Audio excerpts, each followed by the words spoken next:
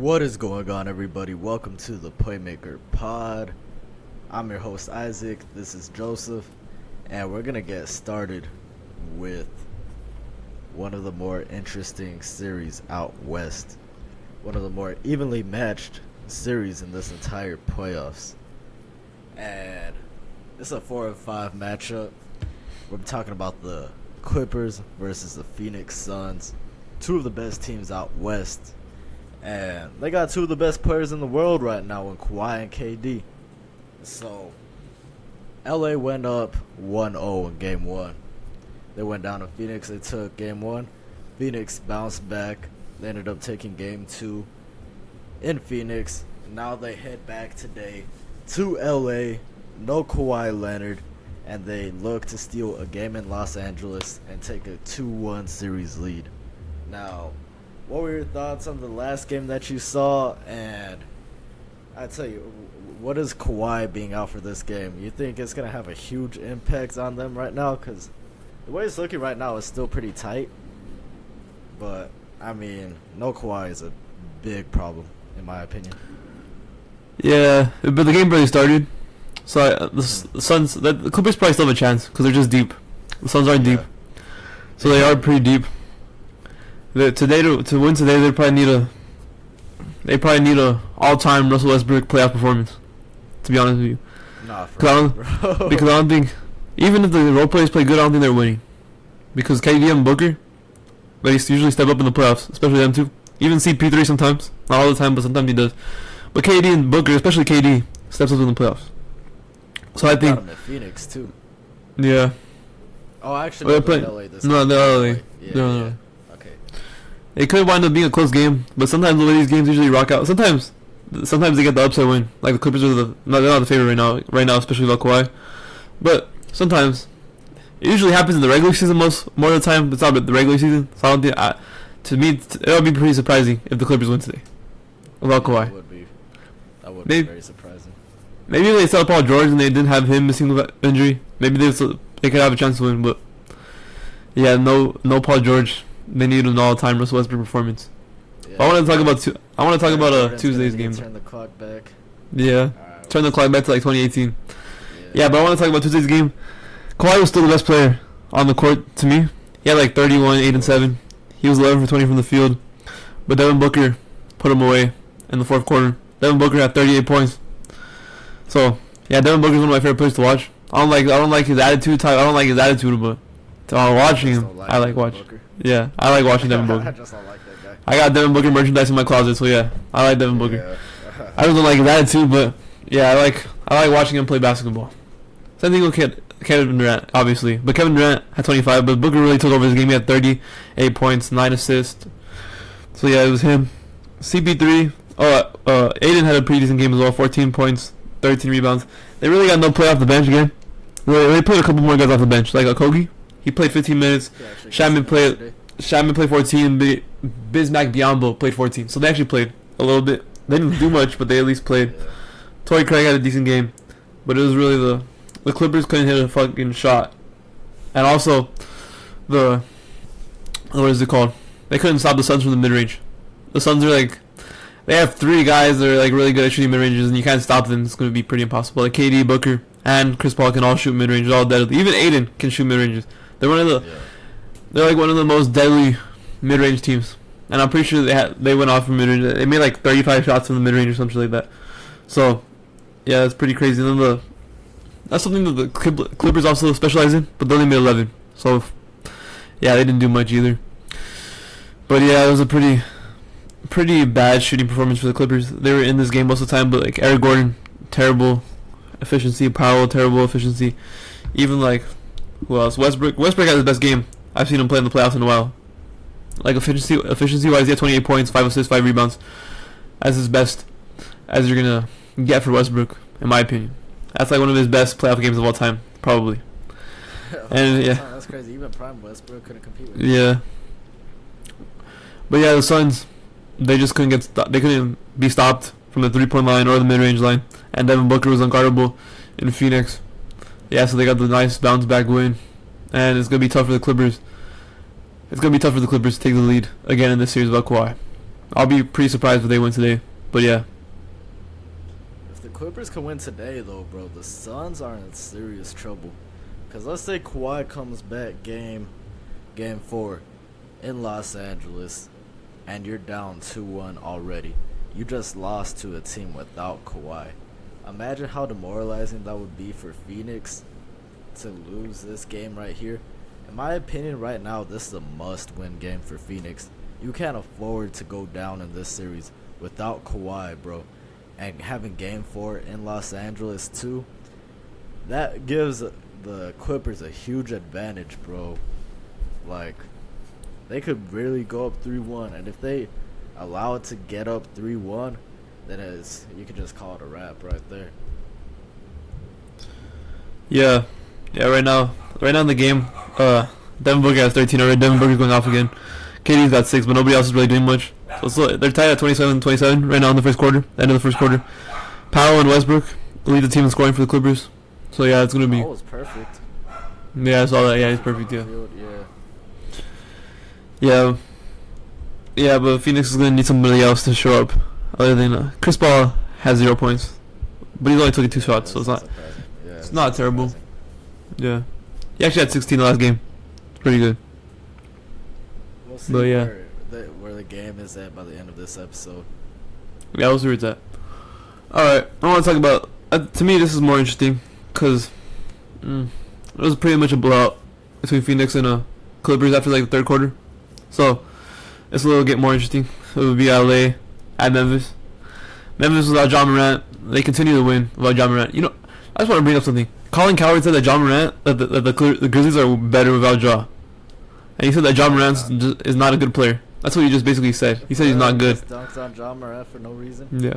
I don't understand. Colin Cowherd doesn't seem like he even watches basketball anymore.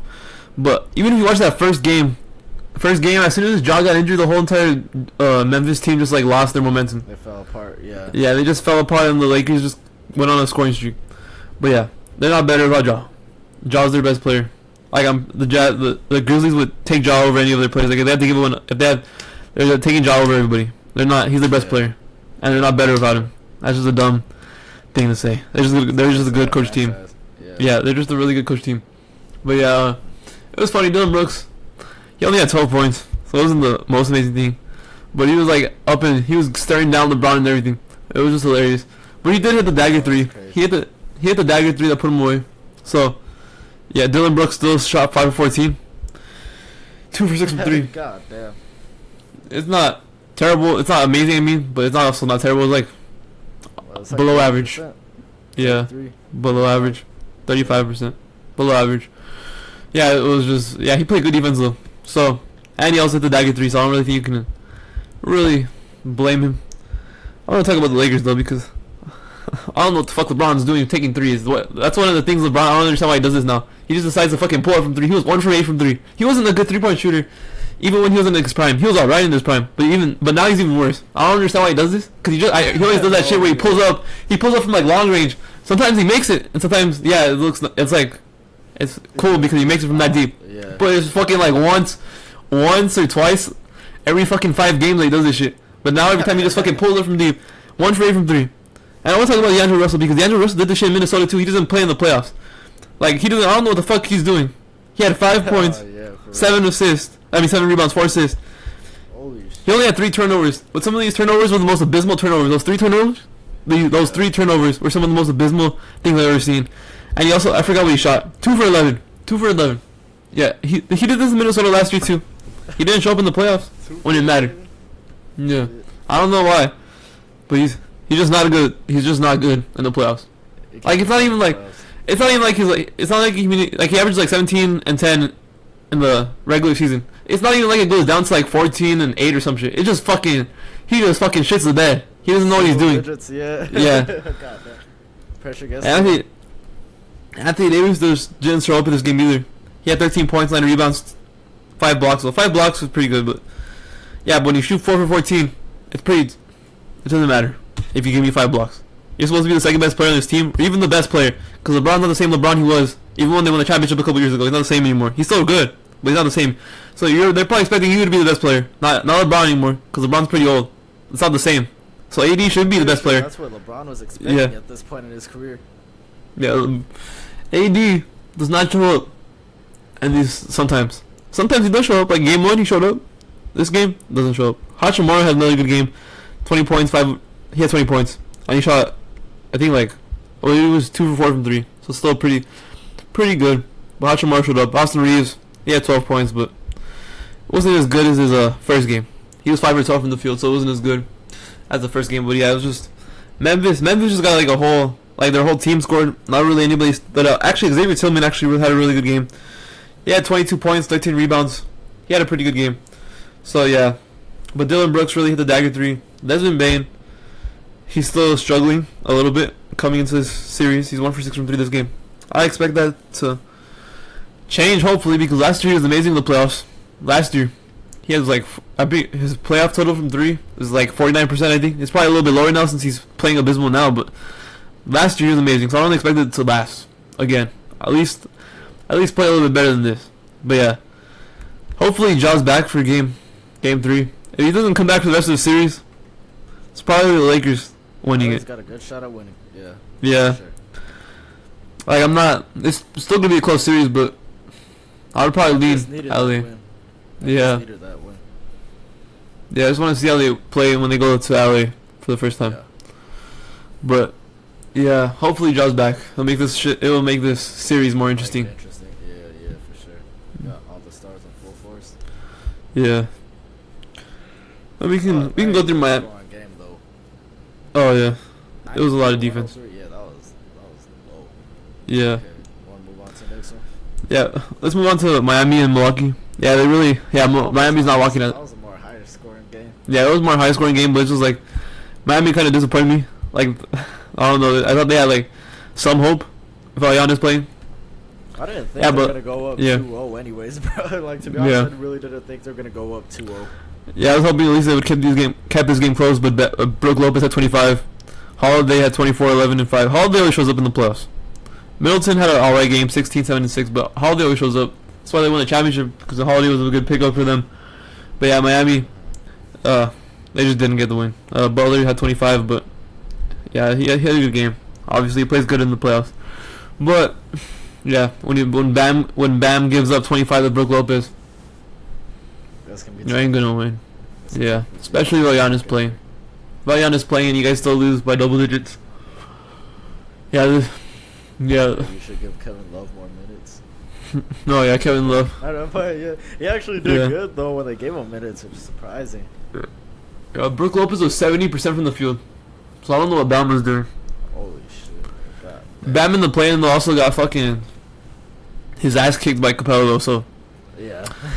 Maybe I'm overrating Bam's defense because he hasn't shown me his defense at all. Yeah, no, he hasn't been able to do it. We both had him in our All-NBA second team too. That's crazy. Not performing like it right now though. No, he's definitely not. Okay, then we can go to the next game. Minnesota at Denver. Jamal Murray really saved this game for the Nuggets because it was a close game. Yeah. Jokic had a good game. I was 27, 9, and 9. But late in the game, Gobert actually decided to show why he was he's a former defensive player of the year, and he was actually locking up on Jokic. But Jamal Murray saved him. Jamal Murray had 40 points. Jamal Murray's always showed up in the playoffs. 59% from the field. So yeah, Jamal Murray really saved them from this game. 6 for 10 from 3. 60% is crazy. And then Anthony Edwards was doing everything he could. But when Karl-Anthony Towns scores 10 points, it's pretty embarrassing. Oh, he got outscored by Rudy Gobert. 19 points for Gobert, but Towns got 10. That's crazy. Yeah, Anthony Edwards at 41. You need a little bit more help for Anthony Edwards there. Second start, yeah. Karl-Anthony Towns for sure is supposed to be that second leading scorer in that team. You expect him to get 20 plus a night. Yeah, even Gobert showed up. He did what he needed to do. He locked up Jokic at the end of the game. Jokic was passing out a lot of his easy shots that he likes to take usually. Gobert was putting him in fucking prison right at the end of the game. Yeah, he was locking him down. And Edwards showed up, obviously. Edwards was going crazy. Minnesota rallied back in this game as well. Yeah, but you just can't have your second star score 10 points. For real. That's probably why they lost this game. They probably would have won if Towns just played better. 3 for 12 from the field is crazy.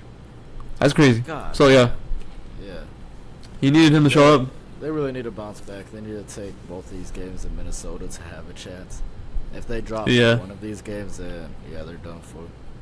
I just can't see this Minnesota team winning back-to-back games, especially after this game. This is probably their best chance of winning.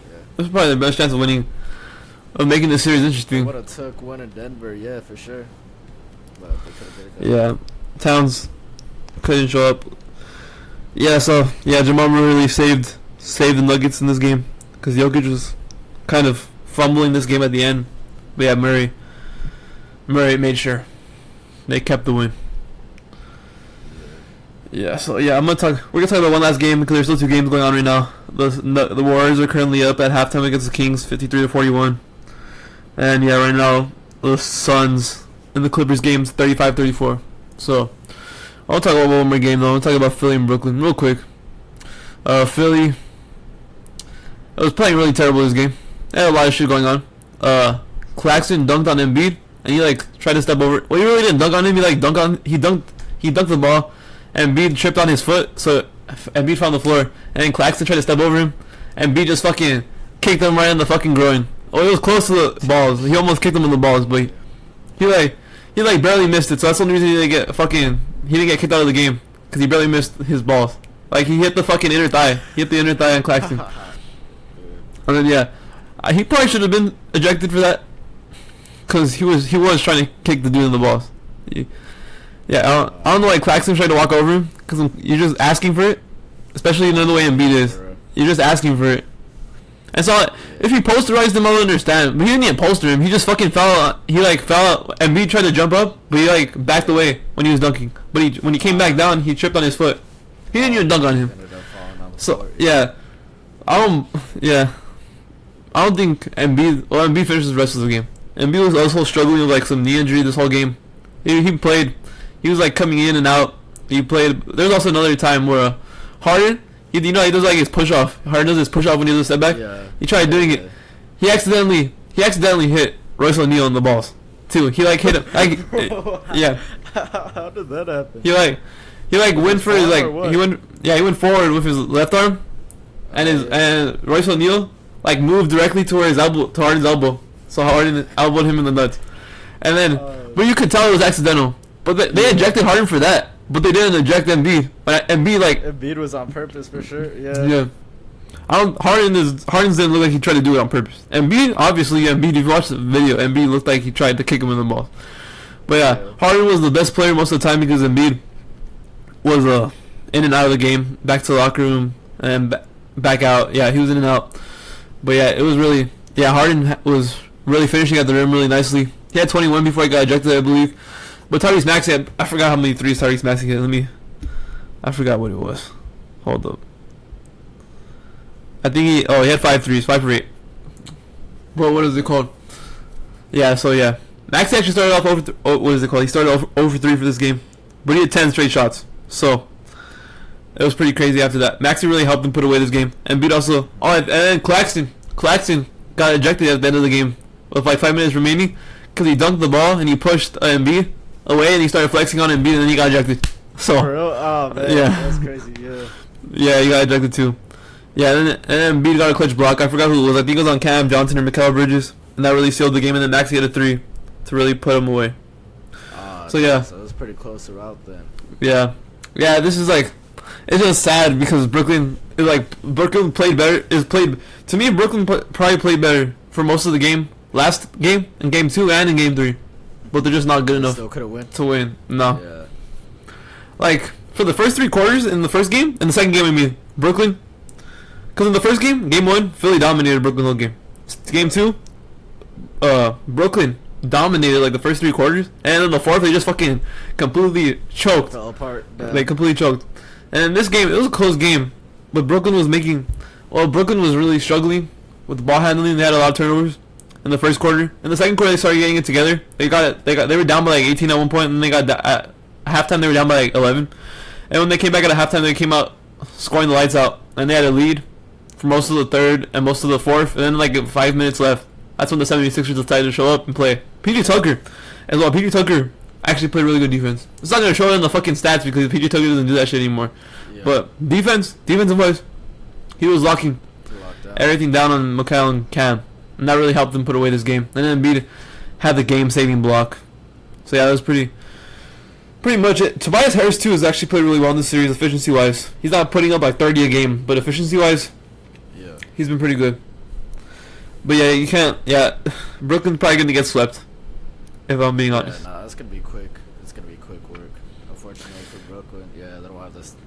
They don't have the talent that they need to get through this series. Unfortunately for them, they did exceed expectations, especially once KD and Kyrie left. But yeah, they're not going too far. Yeah, they're not gonna go that far. I'd say we'll probably end up seeing an early second round matchup with Philly and Boston starting here pretty soon, because I think Boston's also gonna make some quick work out of Atlanta. Yeah. Yeah, I don't know what happened to Brooklyn these last two games. They just fucking sold. Like they could have. Like they actually could have had a chance too, bro. Imagine if Brooklyn was up 2-1 right now, how high they would be feeling. Yeah, because last game in the fourth quarter, they just completely sold. They like completely sold, and they lost by double digits. And this game, they also sold in the last 5 minutes. Yeah. Yeah, it's also been low-scoring games. Like last game was like 96-84, and this game was like 102-97. So it hasn't really been the most efficient basketball. It's been a lot of defense. But yeah, Maxi's been playing really well. Maxi's probably been the best player on the court these last two games, because Embiid's been like, they've been like double teaming Embiid, so Embiid really can't get the same shots he wants most of the time. So other players have to do it. Yeah. They just send the whole entire team at Embiid, so it's pretty hard for him to do anything. So he winds up just passing it out. But yeah, that's why Maxi's really been lining it up the last few games.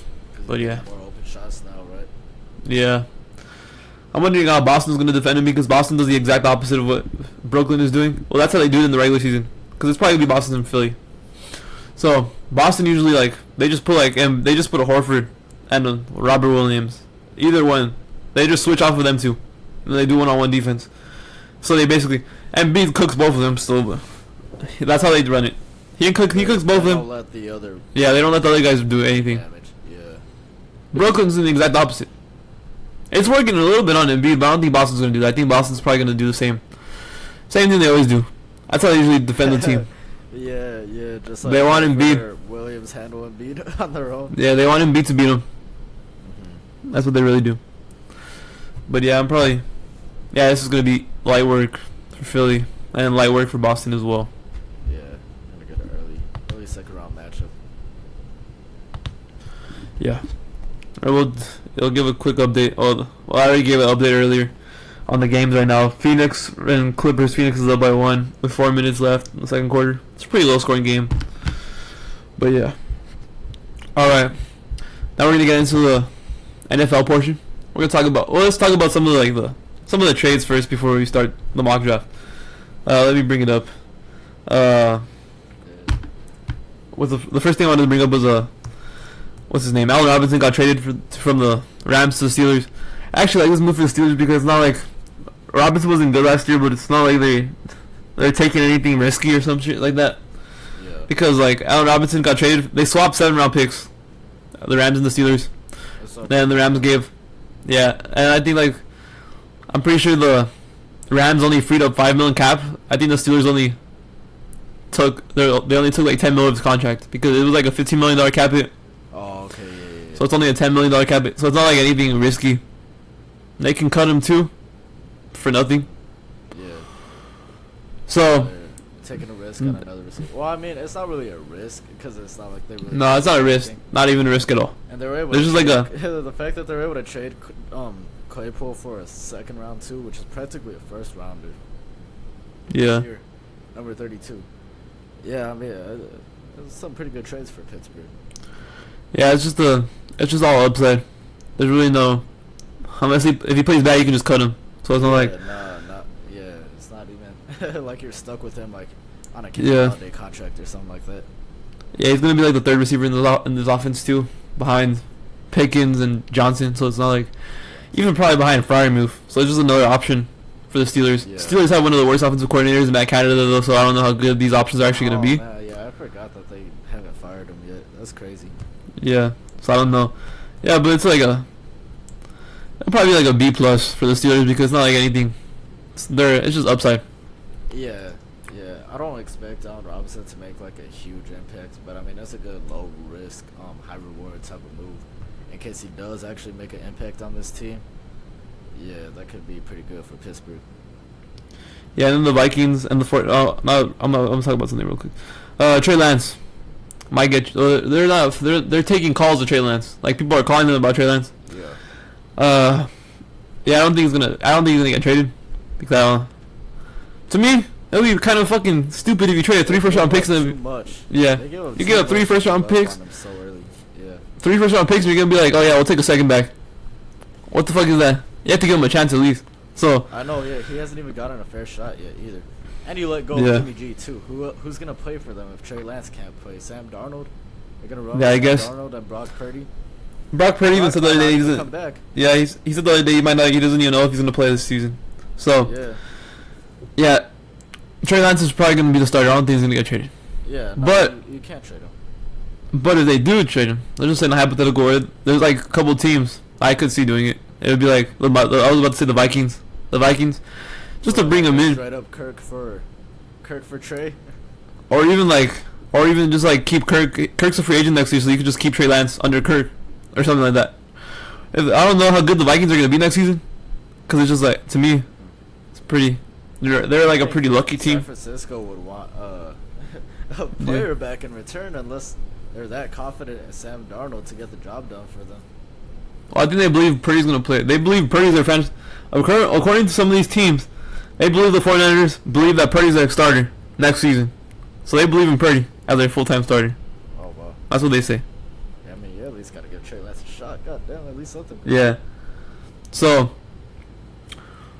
if they trade Lance, it would be like nobody's giving them a first. It would be highest. It would be like second round pick. It would be like a second, like a fourth. Yeah, that's what you're getting. It's probably a Josh Rosen trade package. Probably something like that.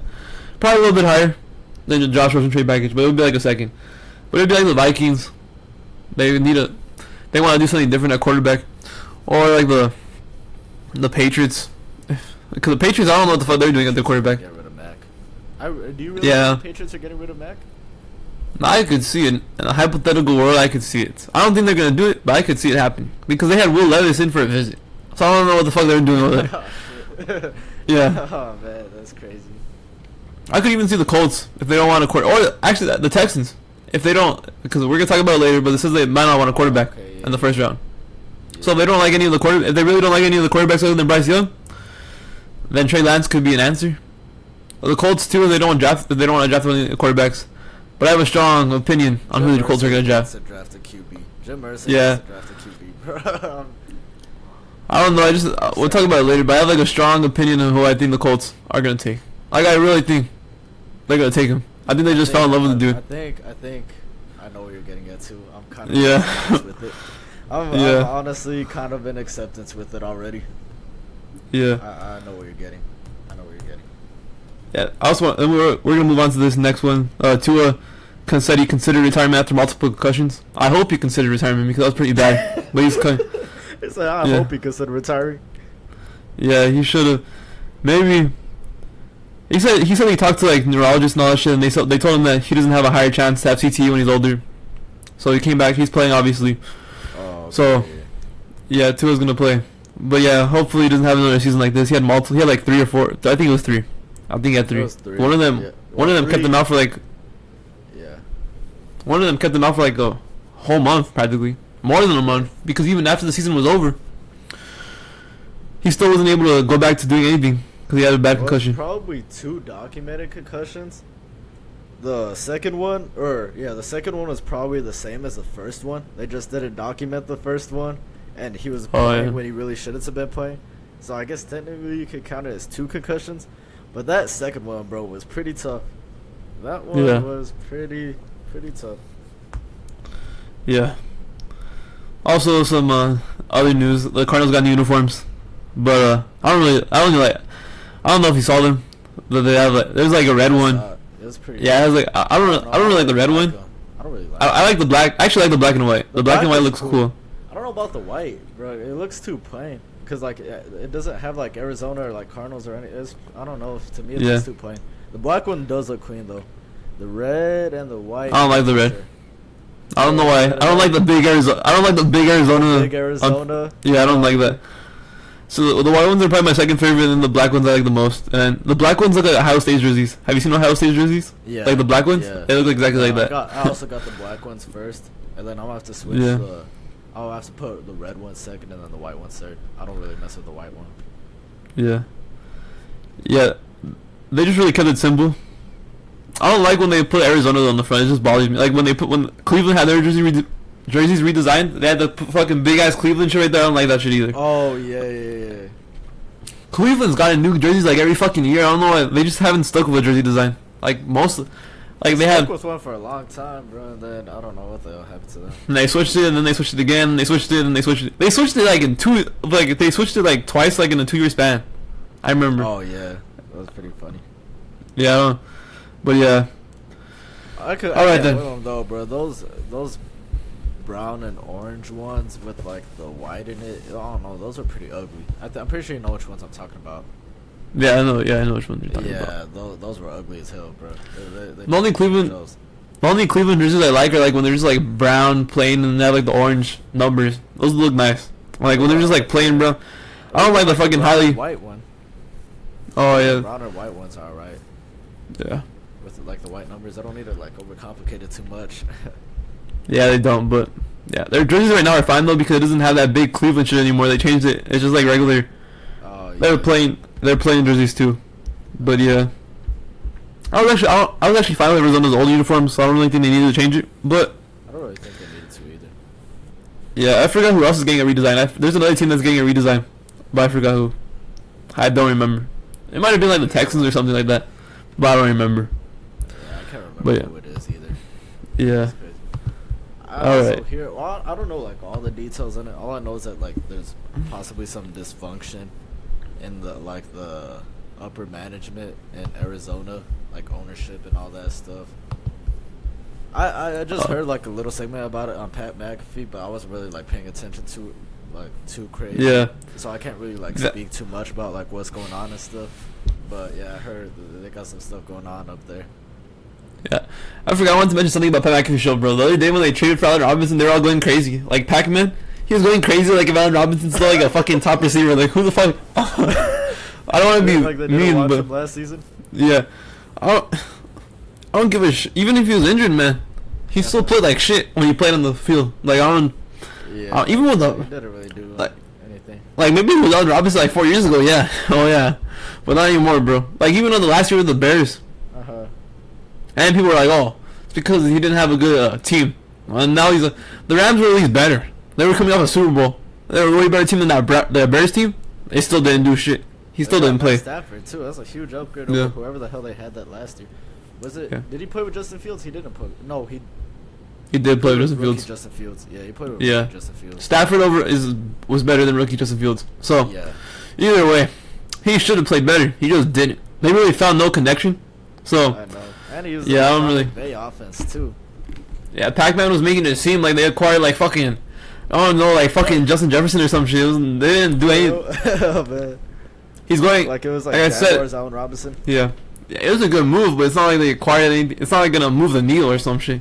It's the third receiver in the offense. I know. Yeah.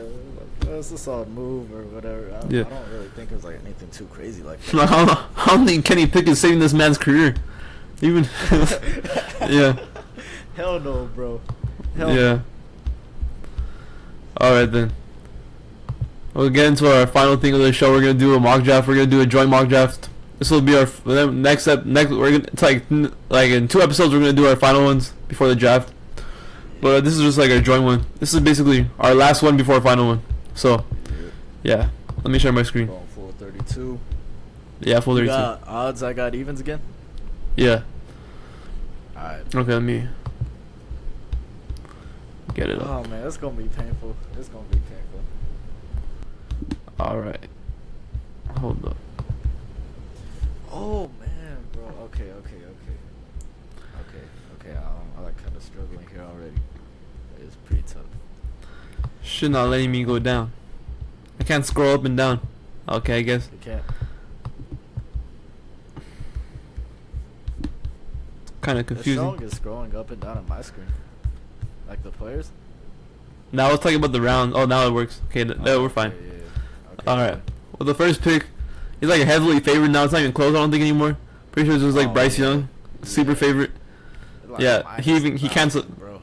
Yeah, he canceled all of his meetings with the other teams. He only met with the Panthers. His top 30 meetings.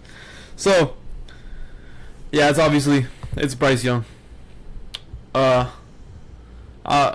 can see Bryce Young being the number one quarterback in people's minds. I think to me, CJ Stroud over him, didn't you? yeah, I had CJ Stroud over him.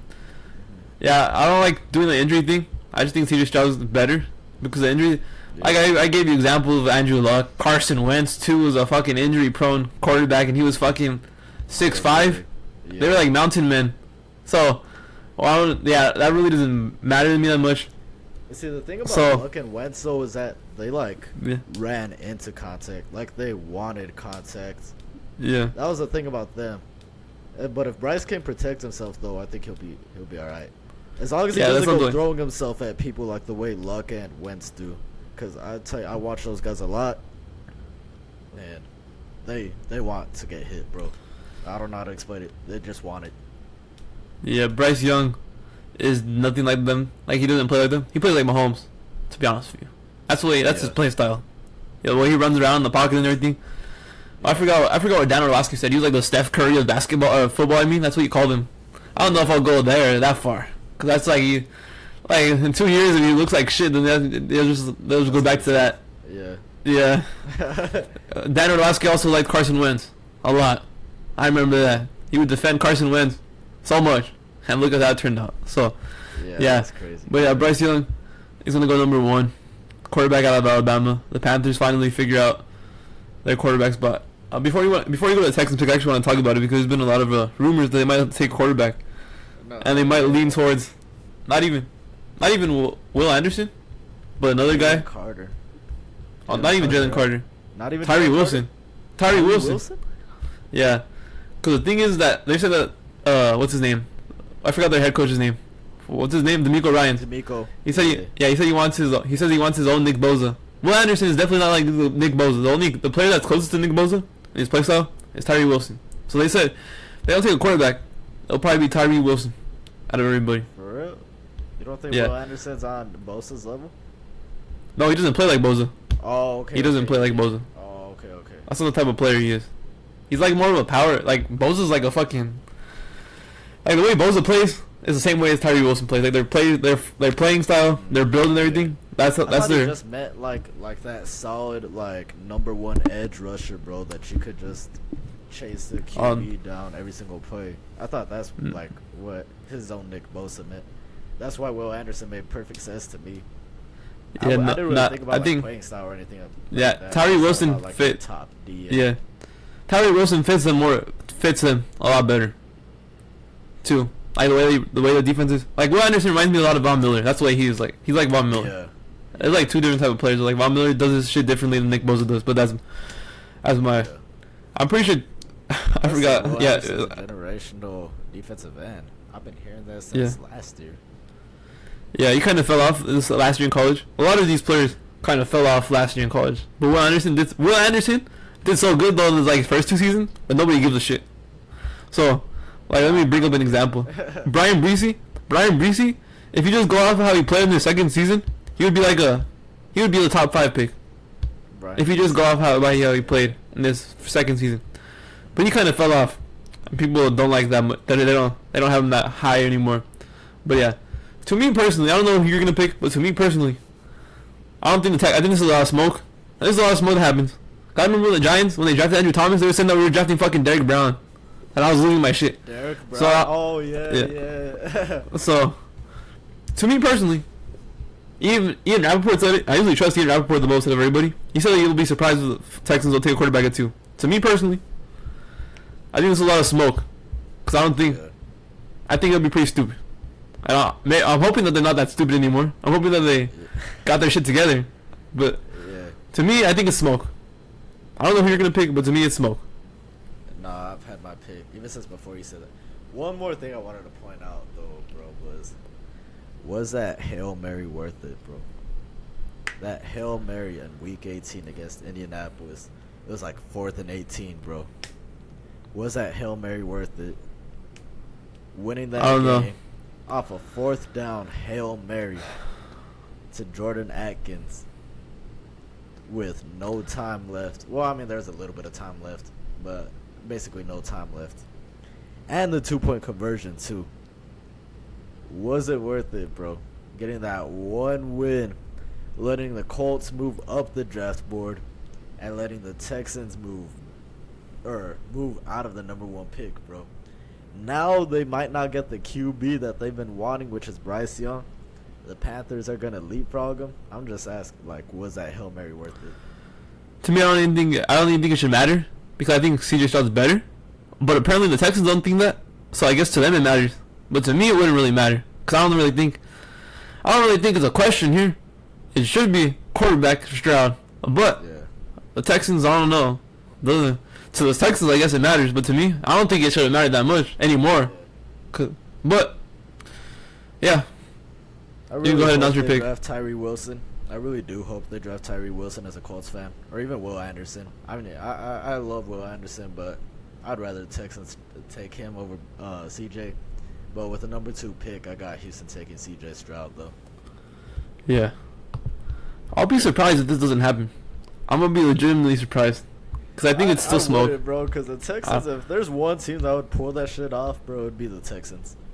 If there's one team that would pull that off, bro. Yeah. You see, I was trying to look for a trade-up. I was thinking. I don't know anymore because... Okay, if they weren't in the same division, would be the Colts, to be honest. But the fact that they're in the same division practically disqualifies it. Oh, yeah. I was actually talking about 3. Count the Texans are trading down. Oh, 3. I'll talk about 3. Yeah. I was thinking about a trade-up, but the way Adam Schefter and Orlovsky were making bets that there was only going to be like 1 or 2 quarterbacks taken in the top 4. So, I don't know how confident these teams are. Yeah. I don't really like Schefter that much, or Orlovsky. I don't really like both of them. When it comes to like NFL news, not as people, but when it comes to NFL news, I don't really like both of them. I like especially Schefter. Orlovsky puts a lot of time into like his QB studies and stuff like that. Yeah. And he'll admit, like, when you ask him to talk about like defensive players, he'll admit that he doesn't know shit about defense. But when he's breaking out QBs, bro, you can tell he really puts his time into that shit. So I respect his it's just to QBs. He's been wrong a few times, bro. Don't get me wrong, but like the Carson Wentz takes, I remember he would say that Carson Wentz was like the fucking second best quarterback, third best quarterback in the NFC when he was in his legit levels. Derek Carr too. He likes Derek Carr a lot. I don't really like their takes, but I was looking for a quarterback. I was thinking maybe Tennessee. I was thinking if you didn't take Stroud at 2, I was gonna have the Raiders move up to 3 and take Stroud, but I don't really think anybody moves in. And I'm going to have them take Will Anderson. I don't really think. I just couldn't find a team. I do want to do a trade-up later, but I don't think right now. I think they're going to wait. Yeah, Will Anderson does make sense. Honestly, Arizona should really want to trade down. I really do think they want to trade down. Yeah. It would be a lot easier for them to trade down if Houston doesn't take CJ Stroud. I think Indy would be willing to move up 1 spot. Let's say Texans don't take a QB. But... yeah, number 4, like you said, you think it might be a foregone conclusion. I don't know how much of a foregone conclusion it actually is, but I've kind of grown into acceptance with it. I had been against this pick for so long, and I finally sold myself on it. I bought into it. I'm actually kind of happy that it's happening now, or of the possibility of it happening now. Because I'm tired of seeing old-ass fucking QBs take snaps for the Colts. I actually want to see somebody that can grow and that can develop under this system. And it doesn't matter who it is, bro. I mean, I'm just happy to finally see a guy with some potential, with some upside. The first QB that we draft since Andrew Luck. The highest pick we've had since Quentin Nelson. Actually, probably since Andrew Luck, because Quentin Nelson was 6 overall. So... it's an exciting pick, so I'm gonna take some Mayo coffee day of the draft, celebrate this pick and honor Will Levis becoming the QB of Indianapolis. Yeah, to be honest with you, I'm not saying it's. I kind of think the way I've been reading about the Colts stuff, I kind of think that if Stroud was even falling, I think they would still take Levis. That's how much I think. I think they just I think they talked themselves into it now. Actually, I think if Stroud was there, I think they would take Stroud. If Stroud was I don't there, know. actually, because he's Stroud. I just think that they love Will Levis too much. I think they just fell in love with him. That's my personal opinion. See, because I've seen a lot of stuff. I don't think they haven't really leaked anything about Will Levis. I've heard that other teams think that Will Levis will be the perfect fit for Indy, but I haven't heard anything out of Ballard or I mean, oh yeah, well they're not gonna say anything. Shit. Obviously, yeah, Ballard yeah. say shit, but I mean, I haven't heard much from within the organization really. But yeah. I do think that they're sold on him. I'm not gonna lie. So the way I'm thinking is, I think that they realized that they weren't gonna be able to get up in the draft after the Bryce Young thing to get better. So I think they're just I think they talked themselves into it. I think they talked themselves so much into it that they're just yeah, we're focused on Will Levis only. That's how much I think. That's what I think. So even if the Texans were to pass yeah. A lot of people don't even a lot of teams are saying that Stroud's too immature too. I'm just letting you know. What? That's why Stroud ain't there at number 1 anymore. A lot of people think that. That's why he's falling a little bit. Yeah. That's why he fell from 1 to 2 right now in most people's mock draft because of that. So I'm just letting you know about that. Well, right here at 5, I'm gonna go. Too, though? Yeah, the thing about Will Levis too though is that I had seen him since the beginning of the year, projected to go pretty high in the draft. It's not like a Zach Wilson situation where it just popped up out of nowhere. Will Levis has actually been on top of draft boards for a minute already. So that's how he just popped out of nowhere, bro. And we're taking a chat. Anthony Richardson just kind of popped out of nowhere. Yeah, that's mostly because of his athletic ability too, not even because of what he did in college. Yeah. All right. Then at 5, we're gonna go with Jalen Carter, Seattle. Sometimes I have Jalen Carter going to 6 or 7, but I'm gonna have him going 5 right here. I think Seattle takes him. I think Seattle just runs up and sees Jalen Carter there, and they're just gonna run up to the fucking podium and take him. So yeah. Yeah. He's my. Yeah, they have to. He's my number 1 pick later on too. So yeah. Keep an eye out. He's my number 1 defender in this draft, over Will Anderson. You got him over Will Anderson. Oh, yeah. You just don't like him because he was overweight. I didn't say I didn't like him. I said the teams don't like him. Yeah. I'm playing, bro. I'm just playing. I do these mock drafts how the teams think. I don't do it how I think. If I did it how I think, CJ Stroud would go number 1, Bryce Young would go number 2, and number 3, Tennessee would trade up for Anthony Richardson. So that's how I would think. But I'm doing how these teams think. There's still a possibility this doesn't happen, but this is how I think it's gonna go. Alright, I'm gonna offer you a trade here. I don't know if you're gonna accept it, but I think Tennessee might move up. The reason I have them moving up right here, I think they can move up right here. Yeah, because they want Anthony, and I think they want to jump the Raiders because I think the Raiders would take him. I think the Raiders would take him if they don't. So I don't know. Are you fine with doing that trade? What's up? So it would be okay. So Detroit would move back to 11. Yeah. And I'm gonna have. Hold up. Getting confused. Oh yeah, Lions. You already picked Tennessee. Okay, yeah, Detroit. Yeah. Oh, Detroit. Fuck, I'm stupid. I was trying to look at something else. Hold on. Pick this year and a pick next year, right? See, I don't even think they need to do that. But I was thinking more a 6 for 11. Since it wasn't since it's not from 11 to 3. I was thinking it was it could be you give up these and you just give up the second and third, and you're able to keep the first. Cause it's not I can see them asking for a first, but I think this will be good enough. 2 seconds and thirds. Yeah. Okay. Yeah. That makes sense from Detroit's standpoint.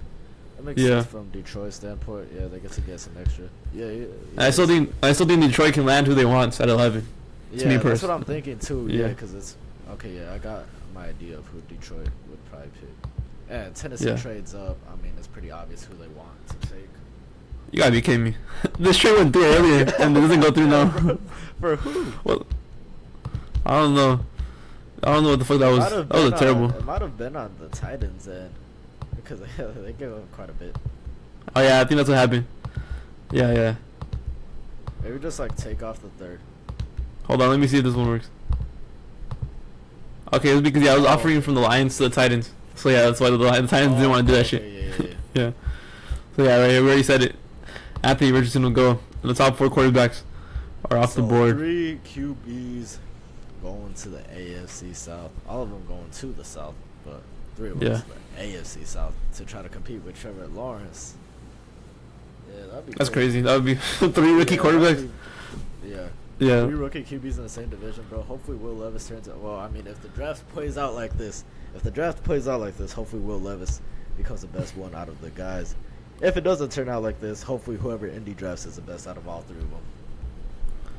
Yeah, all right then. The number 7, I'm gonna have him going.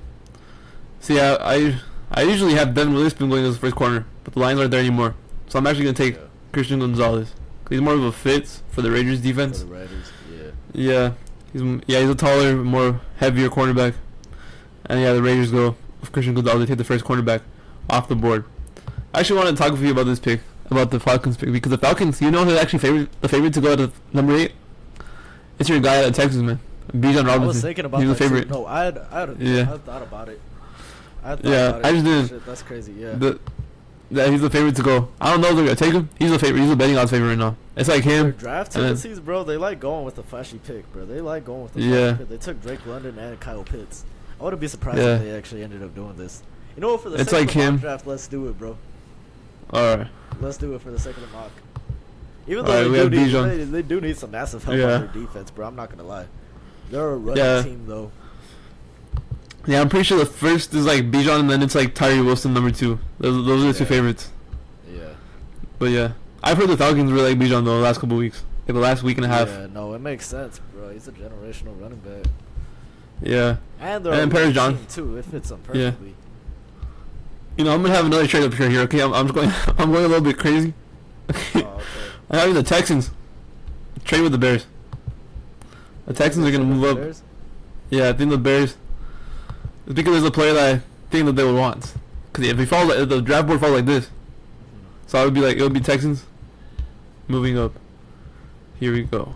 Texans moving up with the Bears. It might just be like a 3rd round pick, to be honest. Yeah, it would just be like a 3rd.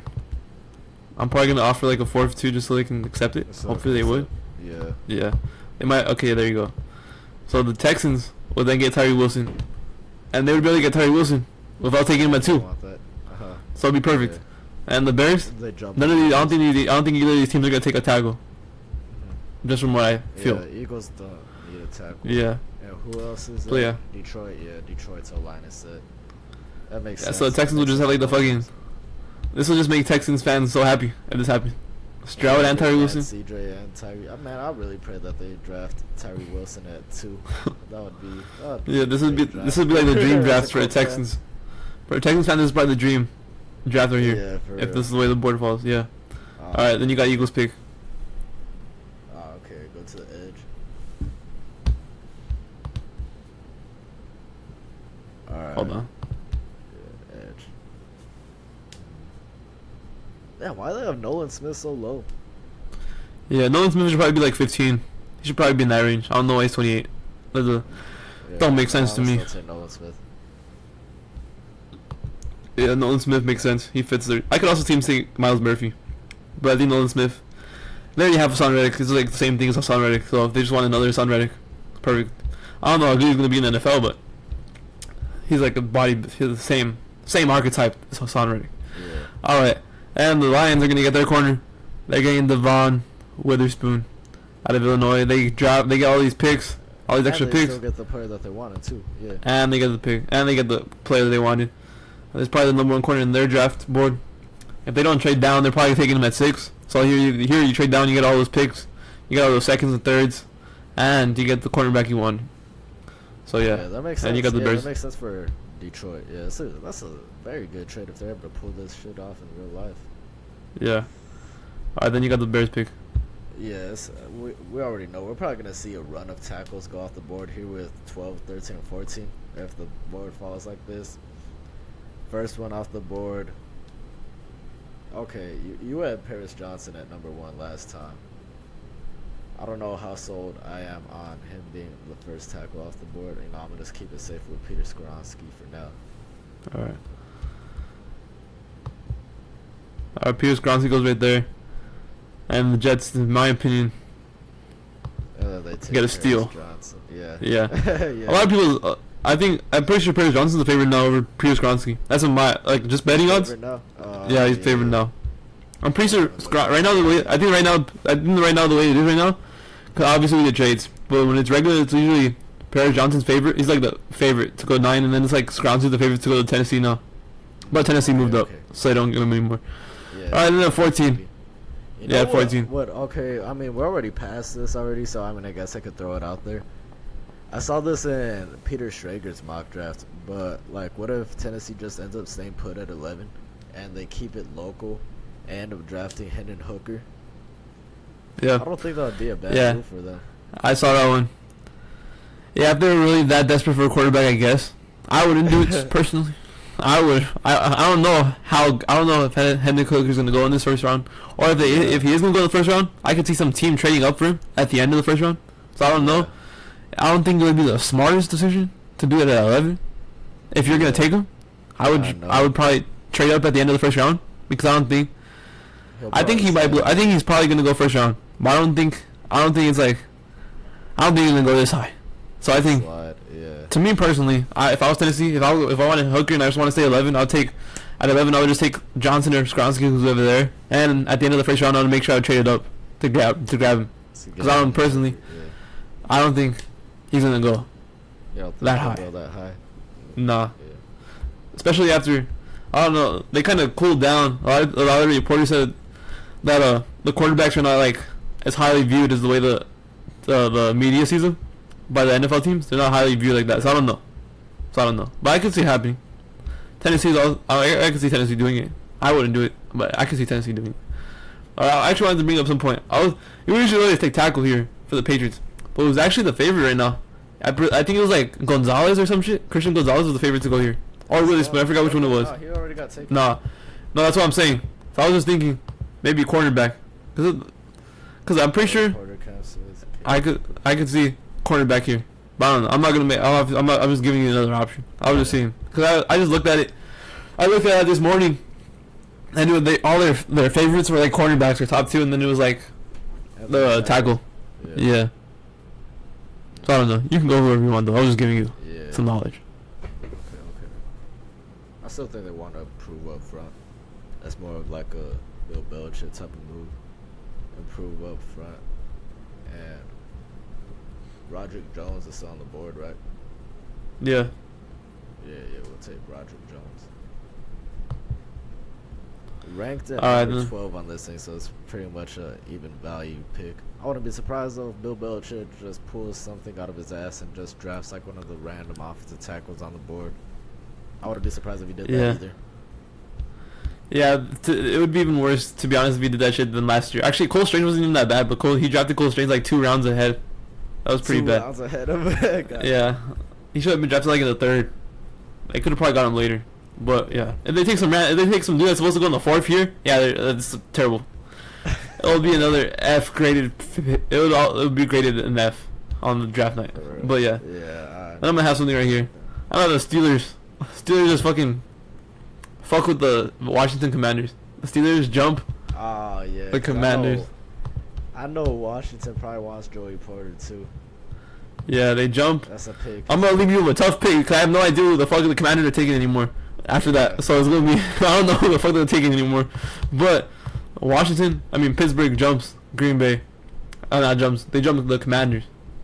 This should not basically take anything. It would probably just be like this. That's probably what it would be. Yeah. Even it's maybe like a 4th. It's only 1 spot. Yeah, it's 2 spots. It could be like a 4th in real life. But yeah, they jump them, and they take. Where is he? Joey Porter Jr. 15 overall. Yeah. I don't know who the fuck the Commanders are taking. When I did my mock draft earlier, and I was like, looking at this, I'm like, damn. Yeah. I actually had Joey Porter going to the Patriots at 14, and after that I had no idea who the fuck the Commanders and the Steelers were taking anymore. Because I was like, because the Steelers, it was like I guess it was Broderick Jones. I think I put them for Broderick Jones. That's why I didn't know. I had no idea who to pick for the Commanders though. Yeah. I think I just I think I also just gave him a corner. I just made them reach. That's what I was thinking too. I could see them going with Cam Smith or Keely Ringo. I was thinking about Deontay Banks. To me personally, Banks too. Deontay Banks is better than Deontay Banks. Does make sense there too. Is better than both of these dudes. Banks. Yeah, Deontay Banks does make sense there too. You think that's a bit of a reach, picking him at 16? To me personally, I had Deontay Banks going 25 to the Giants in mine, so it would be kind of a reach. To me, it would be a little bit of a reach, not like super high. It's not like a Bill Belichick reach. Yeah, I don't know. Let me see what it says. What they need. They need fucking. What did they say they need? Cornerback, linebacker, edge. There's no linebackers worth taking. Who's at the edge? Miles Murphy? Miles Murphy would be a fucking good pick, but I don't think they need another edge. I don't know why I said that. I don't really think they need. I think they would just fucking reach. I don't think. Yeah. And you said they're sold on Sam Howell, right? They want to give him a legit shot. Yeah. Okay. Yeah. So yeah, I'm gonna go with Deontay Banks. Deontay Banks, 16. There you go. So yeah, something's gonna go different here because I don't think Sal's gonna go in real life because like three offensive tackles just go straight all the way, and 2 cornerbacks in a row. Yeah, like 3 cornerbacks in the last like whatever picks. I think there would be like another random position. I don't know because it just looks like yeah. I think somebody else would take something different. I don't think it would just be the same. It would be kind of fucking weird. 3 tackles was going in a yeah. All right, then 17 the Packers. I'm gonna have them taking Jackson Smith and Jigba. You think they actually? I'm kind of. I don't know. I don't know what they're gonna do because I would probably take I would probably take them Miles Murphy, but it's too late for that. So they get Jackson Smith and Jigba. Yeah, they get Jackson Smith and Jigba. Yeah, I would. I don't know. Like if this happens, I don't know what they're gonna do because Miles Murphy is falling a lot in this draft. Yeah, because we just had quarterbacks and tackles just going right there. So there's like no. That's probably where Miles Murphy would go. Probably in this range from 11 to 16. Yeah, I don't think he would fall. Maybe he would fall, but I don't think he would. But yeah, the Packers they could go with Michael Mayer, or they could go with Njigba, or they could just do what they always do and take an edge or some shit like that. But right here we're gonna have him going with a flashy pick for the first time in years. Jackson Smith and Jigba goes to the Packers at 17. Okay, good Jordan level weapon. I like it. Damn, 18 is pretty tough right now. I'm not gonna lie. Shoot. I think you should just go best player available. That's what I was thinking. I had that. Yeah. I was thinking that because Miles Murphy's like kind of sliding. They could pair him with Aiden Hutchinson. Then what are their team needs right now? Their O-line is set. O-line. Corner. It's good. Corners, yeah, we don't need corners. Safeties, I don't think there's any safeties. Brian Branch, I don't think he's worth taking. That early. Well, I don't think they need it. I don't even think they need safety that much because they got Kirby Joseph. Yeah. They got Kirby Joseph and Chauncey Gardner-Johnson. Tight end, maybe tight end. A lot of the Lions fans don't like when you mock them tight end though. I've seen the Lions fans, they get mad when you mock them a tight end. Quarterback, I don't think they're the Hendon Hooker team. Nah. Especially since they got Goff. Yeah. But a linebacker, there's no linebackers. There's no linebackers worth taking. So, it's either best player available. Miles Murphy, yeah. Yeah, let's go with Miles Murphy. Yeah. Because he really shouldn't be falling that far. According to the website, bro, Brian Branch is a perfect pick right here. A perfect value for him right here. But I also do need safety, as much as the website's telling us. I don't know. It doesn't make sense. I think they said a safety. They just got Gardner-Johnson too, though. That's why. Kirby Joseph too. Do you know who Kirby Joseph is? That dude's really good. Really. The rookie season, he's really good. He's a pro. I'm pretty sure he made the Pro Bowl. So I don't know why. They don't. Yeah, that doesn't make sense. They don't need safety. It would probably just be tight end or best player available. Miles Murphy actually. They have James Houston on the other side of the edge, but Miles Murphy is better. Like James Houston was pretty decent for them his rookie season as well. Yeah. But they could still use an upgraded edge. Murphy, bro. Yeah, you could. Just Miles Murphy's better. Aiden Hutchinson. Yeah. Bro, and it's easy money. Yeah. And then you could switch them out too. You could like rotate your D lineman. Yeah, it'd be alright for them. Yeah, the Tampa Bay always have trouble. I used to just mock them Hendon Hooker. Yeah, I always mock them Hendon Hooker, but I don't know if they're actually gonna do that. So I'm not gonna do it this time. I'm gonna try to do something different because I just give them Hendon Hooker because I had no idea what to do. Yeah. So I don't know. Fuck, I don't think they're gonna take a safety. They only have they're like gonna fucking. They have no quarterback. So they're gonna need something to change them. So I don't think they just go. Maybe Brian Branch. Maybe, I don't know. They got Winfield. I don't think they have anybody else. Edge. There's nothing. Maybe Lucas Van Ness. You know what? We're gonna go with Lucas Van Ness. They got some. Cause it's not like. Edge help. Yeah, they just take D-line. Cause I don't know. Right there, Yeah, that's basically what it is. It's also probably, I would probably say, out of the rest of these guys, Lucas Van Ness is probably the best player available too. Miles Murphy and Van Ness are probably both best player available picks. Yeah. To me personally, I think they're better than all the other guys on the board right now. Edge is just Yeah. off the board now. Yeah, wide receiver is the only different pick right here. Oh yeah, Yeah. and then Seattle. Who did Seattle take at 5? Oh, they took Harder. That's it. Oh, this makes it hard then. I don't know what the fuck they're doing here either anymore. Oh man, you see, I'd seen Hendon Hooker getting like mocked here. Yeah. Oh man, I don't really see. I don't know, bro, because they're gonna have to sit Hendon, because they got Gino on a 3-year deal. Yeah, and by the time Hendon Hooker plays, he's almost gonna be 20. Yeah, he's gonna be almost 27. Yeah. Yeah. Yeah. Oh, man. I think too. I don't know. To me, I don't think that they would take they would probably take somebody here at 20, and they would probably trade up because they have like 2 second-round picks. So if they wanted Hooker, I think they could trade up too. That's what I was thinking. So have like Yeah. that 3 first-round pick kind of thing. Yeah. Honestly, I don't know. I don't know what they would do though. Richardson would have made sense for them at 5. I think Anthony Yeah. Richardson would have made sense for them at 5. Yeah, but they had Jalen Carter there, so it was just like. That's what I was picking between. I was picking between him and Richardson, but I just took Carter. So. Yeah.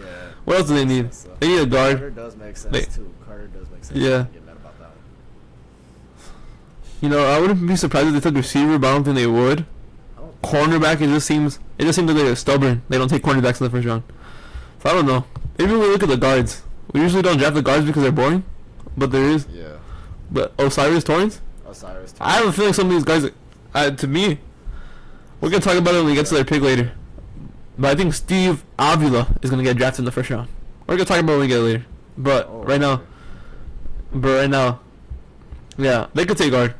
It would probably, I don't know. That's probably what I would. I don't know what else. Brian Branch, they have too many safeties already. Anything else for them? Yeah. I think they would just go guard. There's too many. They have too many.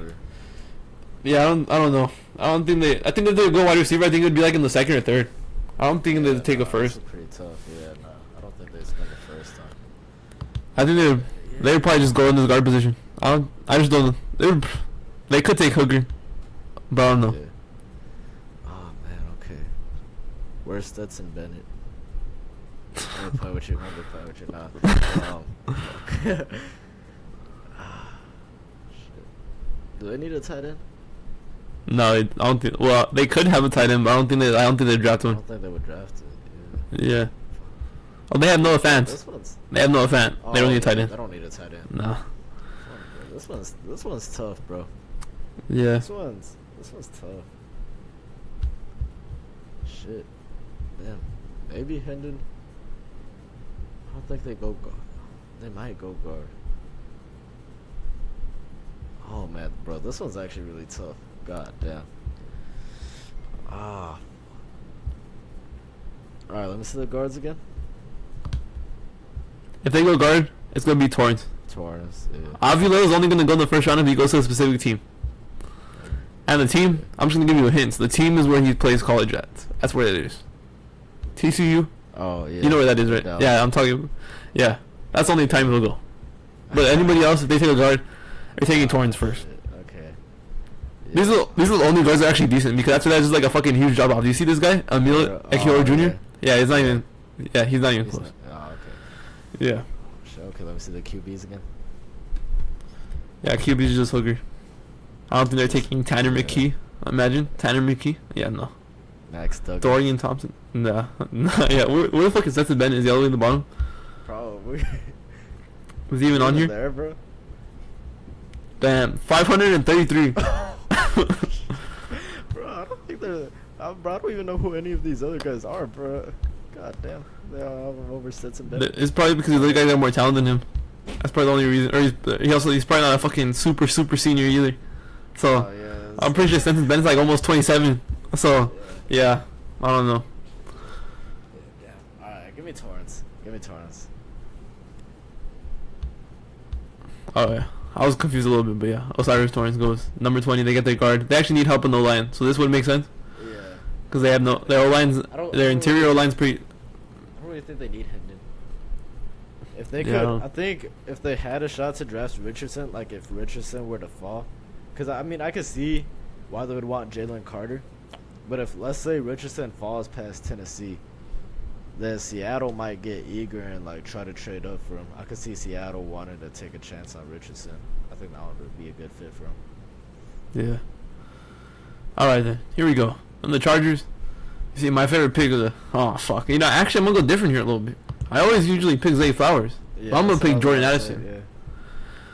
But Jordan Addison, I think, is getting a little higher now in his rankings. He was getting a little bit lower there for a little bit, but now he got back. He got his draft stocks going back up. So I think they go with Addison here, number 21. Yeah. They get another receiver. He also fits their scheme. I think Zay Flowers is a better fit for them, but I do think if Addison's right here, Addison might go 12 to the Texans. I've heard that too. I think the Texans might take him at 12. They like him a lot at 12. Yeah, I don't really think But Addison at 12. yeah, Addison might be the first receiver taken over Njigba. Yeah, He might. That would make sense. That would make sense. Yeah. Alright, then, yeah, you got 22 here. Yeah, I want to keep it as the same as the last mock draft that we did. Keep it with Quentin Johnson. I think it's probably the best fit Alright. for that team. Even with they just signed Odell too. But I mean, they could always use another receiver. I'm pretty sure. Yeah. The Baltimore fans still like another receiver. I'm gonna keep it with Quentin Johnson. You know they didn't invite Quentin Johnson to the draft night because they want us to make it awkward for him. You know They that? didn't think he was gonna go first round. They don't know where he's gonna go, so they just don't want to invite him. They didn't invite him. I don't know if they did invite him now, but I remember like a week. I remember like 2 days ago they didn't invite him because they said Oh yeah. they didn't want to make it awkward for him on draft on day one. They want him to, if he doesn't go in the first, they don't want him to be there the whole draft night not getting drafted. So they didn't invite him. Oh yeah, bro. He's gonna show Yeah. up the next day too. Yeah. That's always tough when that happens. But Alright, then the Vikings, I'm gonna go pretty standard here. I'm gonna have them taking Brian Branch. Brian Branch is probably the best player available out of all the players left, to me. yeah. So I think they go. Yeah, I think they run up to the podium and draft him. He fits their team. Yeah. Yeah, he can play in the slot as well. You don't need him to play safety. So yeah, Brian Branch is perfect fit. Alabama. And then Jacksonville. Jacksonville's another tough pick. Because there's a lot of people that think they're gonna take tight end, but I don't know if they're gonna take tight end. So they could just go fucking completely random and not take Yeah. tight end. But I don't know. I was thinking too. I mean, we've been mocking them getting tight end like pretty much in every single draft. It feels like. Yeah. So, yeah, we'll just. Oh man, should I switch it up? It depends. What would their other team needs be though? See, I don't really think they need anything terribly bad. They're just like a solid team all around. So I think if they don't go tight end, they would just go best player available. But I don't know who the best player available is anymore because they need corner. Corner they could use a little bit, but it's not like they need it terribly because they got Tyson Campbell. He's pretty good. Yeah, they could use it, but I don't think they need it terribly. Safety, they don't. There's no safeties worth taking. Tight end, yeah, they could use another tight end. They have Evan Ingram. He's on the franchise tag, so yeah. Then guard, I don't think they're taking guard. And D tackle. D tackle could be interesting. I was Cause thinking because I seen Brian Breesy right there. Elijah Canty too. Neither of them have been taken. Yeah. So Yeah. you never know. Let's see. Go up again. Oh man. You know what? We go tight end all the time. Let's go Brian Breesy with this one. All right. They take Clemson's Brian Breesy. All right, then the Giants. Yeah, this Giants draft really didn't fall for them that good because it's basically No to me, corners. No receivers. unless there's no corners. So all the corners that I would take, that the Giants would probably take, they're all gone. They're all gone. Like Deontay Banks is probably the guy who could fall. I don't think he just fall. I think he'll just stay there. Cause like Deontay Banks is a little bit of a reach for the Commanders. It's not that much of a reach, but it's a little bit. So yeah, what I probably think is gonna what I think is gonna happen on draft night is they're gonna draft Deontay Banks. That's what I think is gonna happen. But he's not here anymore. But It's we're not getting guaranteed that he falls that far. Yeah. Either. yeah. I don't even think this is probably where I don't know. To me, in this draft, the Commanders reached a little bit because they just fucking lost. The way I'm looking at this right now, in our mock draft, like the fucking Commanders just fucking freaked out because they just lost out on everybody that they wanted. That's what I thought about it. That's only because of that Steelers trade, bro. The Steelers Yeah. fucked with them right there. Yeah, the Steelers just fucked with them. You gotta be Yeah. shitting me. The shit froze. Oh, damn. God. Okay, we're gonna fucking. We're gonna speed through this whole entire thing. Alright. Alright, you got the rest Let's of the get back. draft order, or you want me to pull it up? That what? I said you got the rest of the draft order? I think I got it already, so we can just like pull it up. I can just like speed run it. I think I remember who everybody got taken. Let me just speed run it back. Hold on. Let me just like set it up and I'll put it back. Or actually, I'll just share the screen already. That was pretty bad. I don't know why. That happened to me earlier too. Alright. Okay, I'll just speed run it. Oh fuck. Will Anderson. Shit had to mess up. The Lions traded. Titans. Yeah.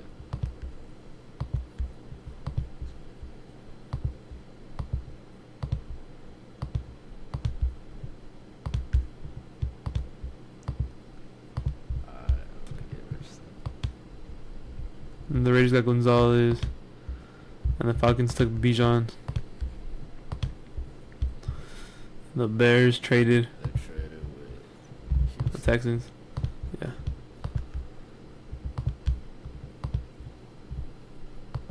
Okay, right before we got to your Giants, bro, that's tough. I know. There we go. And they take. Where is he at? Tyree Wilson. And the Eagles take Nolan Smith. The Lions. Witherspoon. And the Bears get Skoronski. Paris Johnson. Broderick Jones. Who else? Packers trade. They got The Jackson Smith Steelers. and Jigba. Oh yeah. Oh yeah, but they trade forgot with the Steelers. Yeah. Yeah. Yeah, they just fuck over the Commanders. Yeah.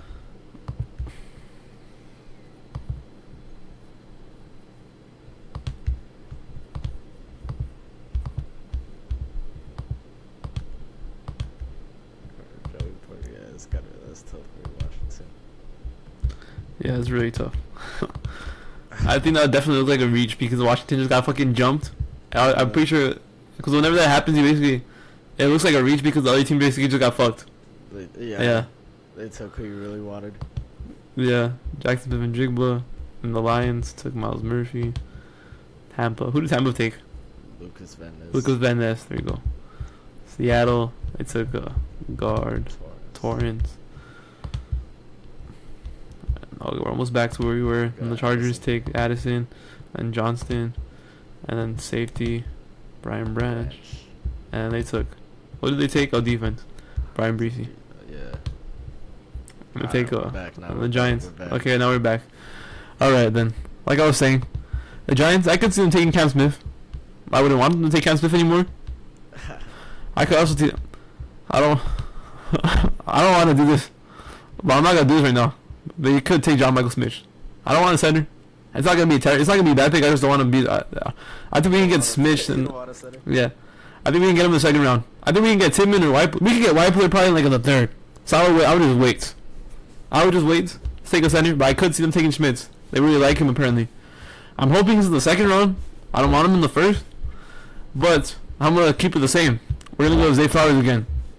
Every time we've done this, at least the last couple of times, it's been Zay Flowers. So we're going with Zay Flowers. Oh, it's still a solid pick. Yeah, it's still a solid Yeah. Oh, that.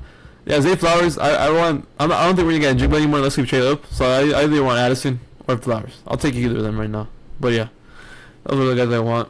I'm actually the way I wanted to go right now though is actually I want a cornerback in the first round and a wide receiver in the second. That's the way I wanted to go now. But yeah. But if the board falls like that, I mean, it's probably better just to take Zay Flowers. Yeah, to me, yeah, it would be better to take him. Yeah. This is what I was talking to you about. I was watching. I just started watching this Dallas. I was watching this Dallas Cowboys reporters and all this shit. They like Steve Avila a lot. I don't know why, but they fell in love with this dude, or they also fell in love with Darnell Wright. These two dudes. Some Dallas Cowboys fans think they're gonna take Wright, and some think they're gonna take Avila. But I don't know. Avila seems like I'm pretty sure I forgot whose matchup I saw. I forgot who it was, but they had Steve Avila going in the first round. I don't know. And I also heard. I don't know. The Cowboys know how to draft the line though, so I'm not gonna judge them. If they think Steve Avila is gonna be this good, then they take Steve Avila. Cause they took Zach Martin. He's a fucking Hall of Famer. They took Tyron Smith, Hall of Famer, and they took what's his name, Tyler Smith last year, and he looks pretty good. So I'm not gonna judge him. Yeah.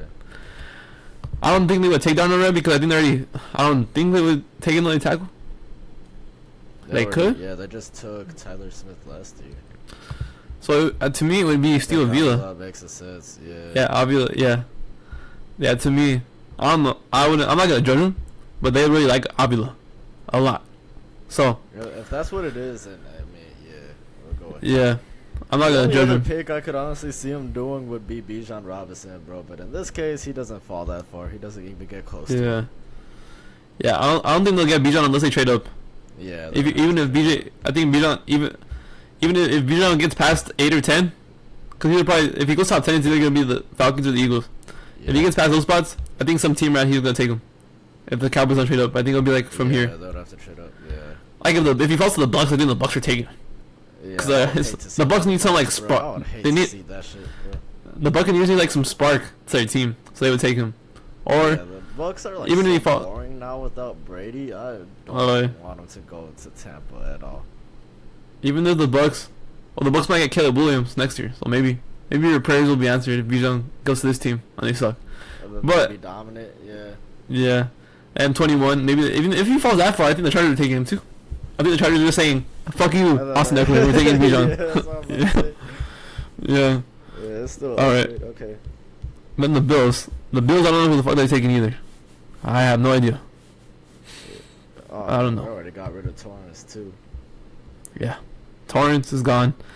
Quentin Johnson, all the receivers that I think they would take are gone. So it would just be, I don't know. Maybe they just take defense. Hold up. I think they could use. Seattle might want to trade up here, right?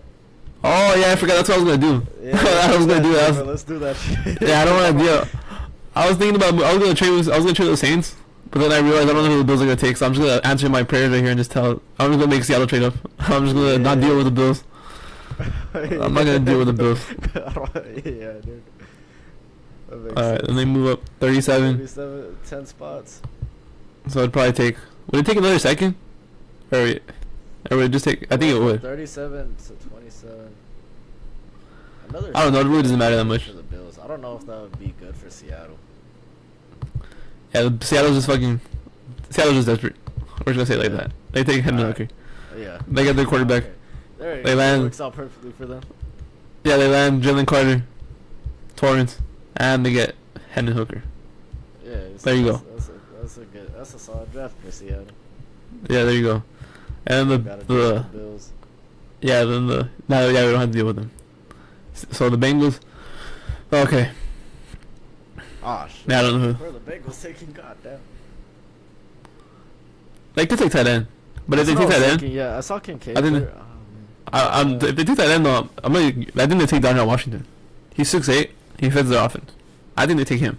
Michael Mayer and Dalton Kincaid are just like not getting taken in our draft. I think they would have been taken earlier too. We could have actually argued Michael Mayer for Dallas because I saw Dallas say that they love Michael Mayer, but yeah, we just completely ignored that. We gave him Steve Avila or Avila, whatever.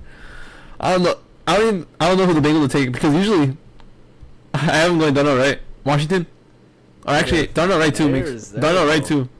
Yeah, I don't know. Washington's good too. I don't know if you know who Washington is. He's really good. Well, I mean, yeah, because he played at Georgia, but I just automatically assumed that Mayer was the number one tight end in this draft. Oh yeah, but that's not the way you have to look at things right now. You have to look at the way the GM looks at it. So if the GM, that's why if the GM falls in love with Washington. Do they really think that Mayer would fall to them? Yeah, I don't think they would think that either. Actually, it could happen. If Mayer I'm not right. It fall could. to them, they might think that that's a steal. There's some drafts where I've seen Michael Mayer go to the Chiefs at 31. So they could be possible. Yeah, but the thing is that you can never have, what is it called?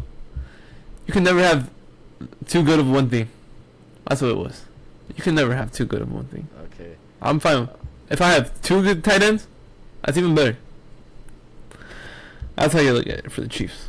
But yeah, the Bengals, they could go Darnell Wright too. 'Cause I think Jonah Williams is gone.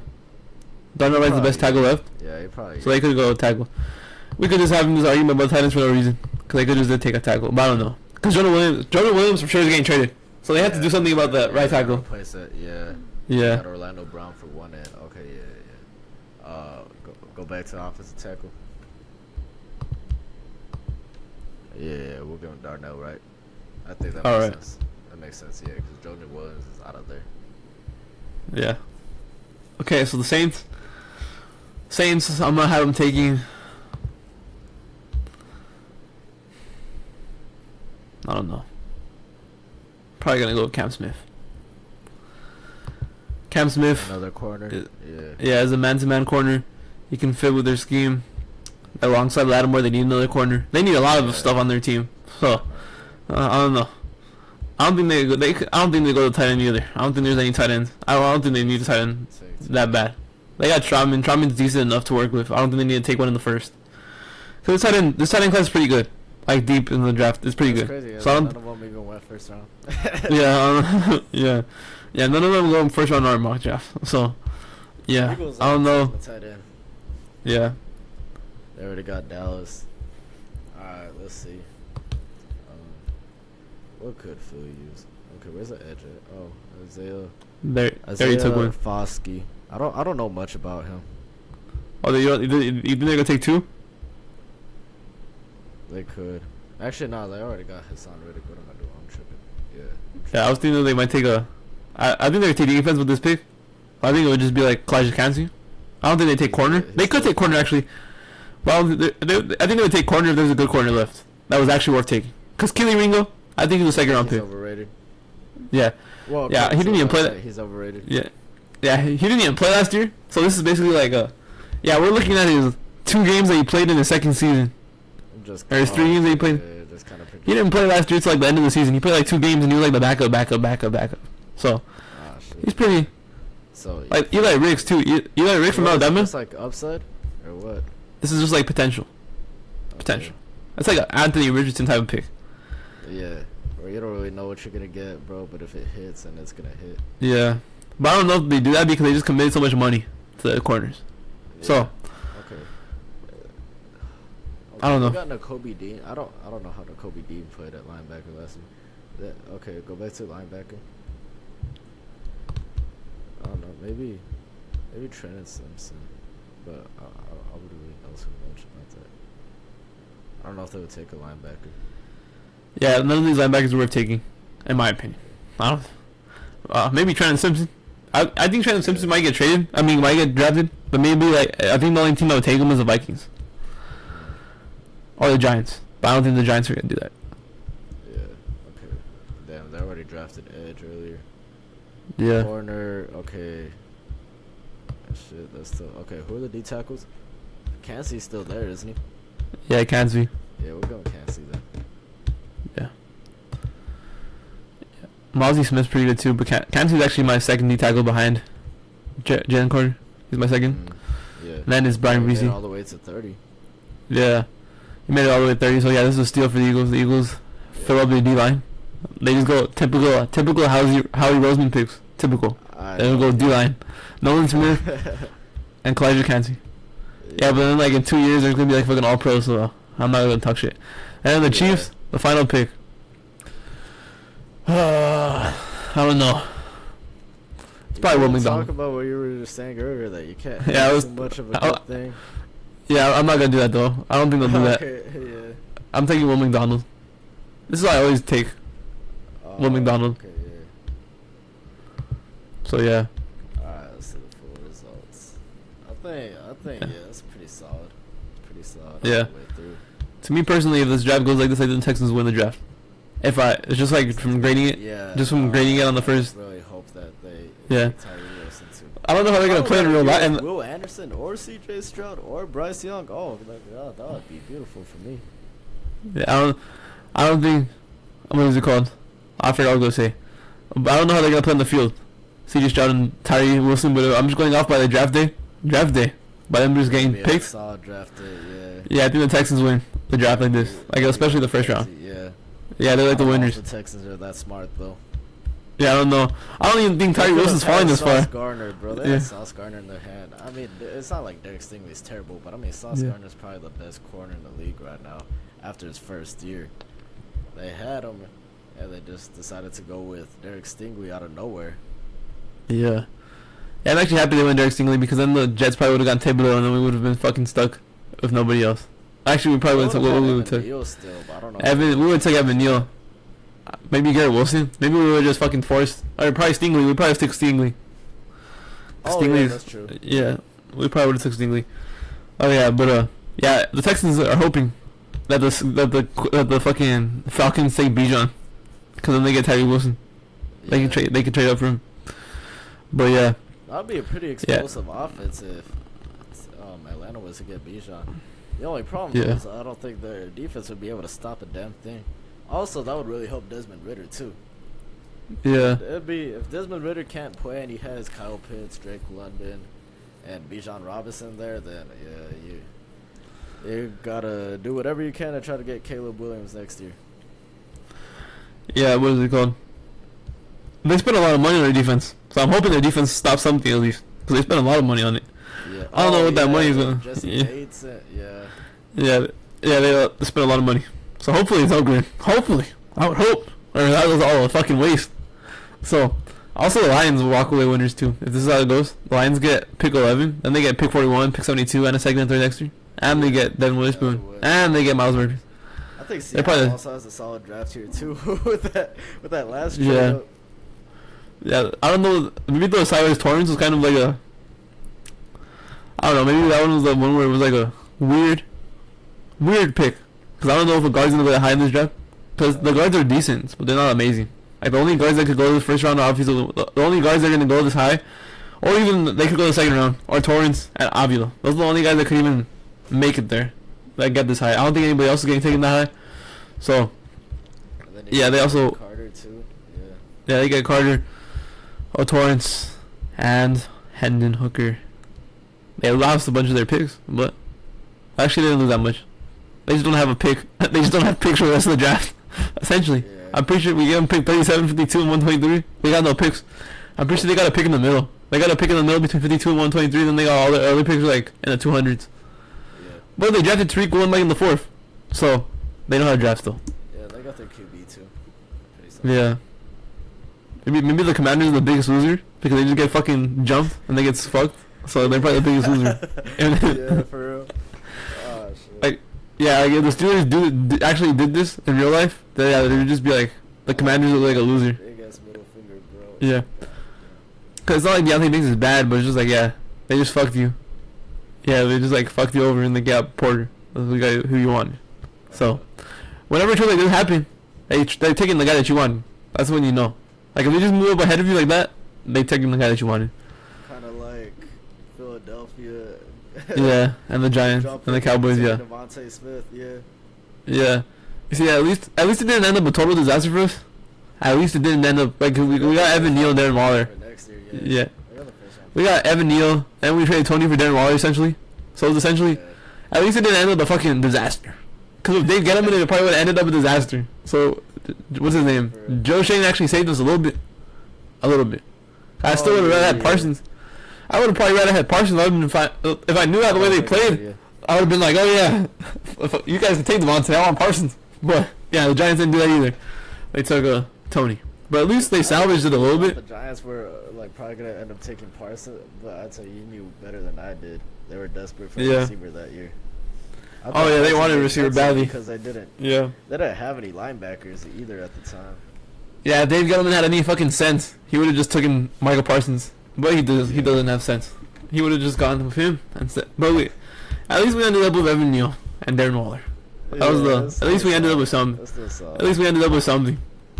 It was a total disaster. Sealed down his edge too. You have Andrew Thomas and Evan Neal. So I mean, have the edges locked down. If we just ended up with Tony, then yeah, it would have ended up a disaster. But at least we ended up with something as value. Tony, and then he's still on the team and can't get on the field. Yeah, that's tough. Yeah, at least we made something out of it. But yeah, I don't know what else. Other picks I like. Let me see. The Eagles probably had a good draft too. What they're given. They get Nolan Smith and Clyde Kansas my second D tackle. They both up their 30. D-line. Yeah. What else? Atlanta Who are the most boring? Atlanta would really be interesting. Yeah, Atlanta would have an interesting draft. I don't know. Who would be the most boring pick? Hold on. Let me see. Boring. I guess the tackles would be boring. Especially. Probably the... Who would be boring? The Lucas Van Ness pick is probably boring. That's a boring pick. Yeah. The Cowboys pick is even a boring pick. The fact that it goes to Tampa, too. I hope this Cowboys pick happens because Toby's not even gonna know. Yeah, nobody's gonna know who this is. I'm telling you right now. It's gonna be like last year when they took Tyler Smith. Nobody gave a shit. They were all disappointed. They were hoping they're gonna take somebody flashy, and they took the. If they take Steve Avila, nobody's gonna know who he is unless you're like really into this shit. Unless you're really into the drafts, that's the only way you're gonna know who he is. The casuals are gonna be like, "What the hell just happened?" Yeah. I don't know. Oh, he went to TCU, so he must be cool. Yeah. The only thing I probably have a problem for mock draft is that we took no tight ends. I think at least one has to go. That's what I was One, thinking, maybe. yeah. That's what I was thinking. Maybe the Jaguars. I kind of saw these guys falling. I think Michael Mayer probably would have been better off on the Packers. One of these guys gonna fall. They're gonna follow. Like some of these guys are gonna follow the first round. It happens every year. Yeah. Like some of the people that are projected to go first. I think if I'm picking some guys to fall, it'll probably be like Johnston and Brian Branch. I think they get the two could fall. I was thinking Brian Branch. Yeah. Yeah. Apparently Johnston. Cam Smith could fall. But Elijah Cansey could fall. To the second round, it would probably be a early second round pick, kind of like how T. Yeah. was. That's where I would be comfortable taking him. Out of everything, Second round. cause like, I would be comfortable If he taking him. falls to a Colts pick, bro, I wouldn't mind snagging him up. Actually, Yeah, that would be a pretty interesting receiving core. You got Michael Pittman that's 6'4". You got Alec Pierce at 6'4". Apparently, Quentin Johnson is shorter than we thought he initially was, but it's still Yeah, he's big 6'2". receiver. Yeah. Yeah. Yeah, second round. He could go second. I would be comfortable taking him in the second. Not so much in the first. But second, I would be comfortable. Like, I would be fine if he goes to the Bills or the fucking Chiefs, obviously. Because they got Patrick Mahomes and Josh Allen. I'd be like, oh yeah. Johnston's career is probably saved. But if he ends up... I don't know what happens if he ends up on a team with a I don't know, a quarterback's not good. A quarterback's not good. I don't know how he would be. I'll be. You know what's gonna happen though? Is I already know what's gonna happen. All this shitting. I've been shitting on Quentin Johnson the whole entire time, and some other Giants are gonna wind up taking him. I already know what's gonna happen, man. I'm gonna look fucking stupid. Hilarious, bro. I'm gonna have to. Hilarious. That's gonna happen. I'm gonna have to cope. I'm gonna try to cope. That's what's gonna have to happen. Cause I'm gonna be so pissed if that happens. Watch, it's gonna happen, man. That's what's gonna happen. I haven't heard anything. They've interviewed Quentin Johnson, like a top 30 visit, but it's not like I haven't saw anything where they're like super interested in him. But they could just be like, they could be keeping their interest hidden. yeah, that's all about. Yeah, that's what they say. Watch, that's what's gonna happen, man. It's just gonna fucking bite me in the ass after all the talk, after all the shit talk I said, and then gonna wind up being on my team. For real, bro. Yeah. Oh my god, that'd be hilarious. That'd be hilarious. Yeah, that's probably one of the nightmare scenarios for me, because I don't want him. Out of everybody, I don't. Yeah. I'll be fine with anybody else. Even give me fucking Osiris Torrance. You talking shit about Quentin Johnson on the show. Yeah. I have like a whole combination, and then on draft night, just bring it up. Yeah, Quentin Johnson is the one I shit on the most out of everybody. I don't think I shit on anybody else. Yeah. No, I don't. Quentin Johnson. I always shit on him. Everybody else I give respect, except for him. Yeah. Even guys. Yeah, I don't know. I give shit to everybody, except I give shit to nobody else except for Quentin Johnson. So it's gonna be pretty. Him, yeah, it's gonna be pretty. Pretty funny if that happens in a draft. Alright then, that's gonna do it for this episode of the Playmaker Pod. It was the 22nd episode. So yeah, next episode we're gonna go over we're gonna have the top 10 rankings of the point guards of all time, and then we're gonna have, obviously we're gonna talk about the playoffs because the playoffs are still going on right now. But yeah, that's what we're gonna do in the next episode. So we'll see you guys next time. Please like and subscribe. We'll see you guys next time. Alright, peace out.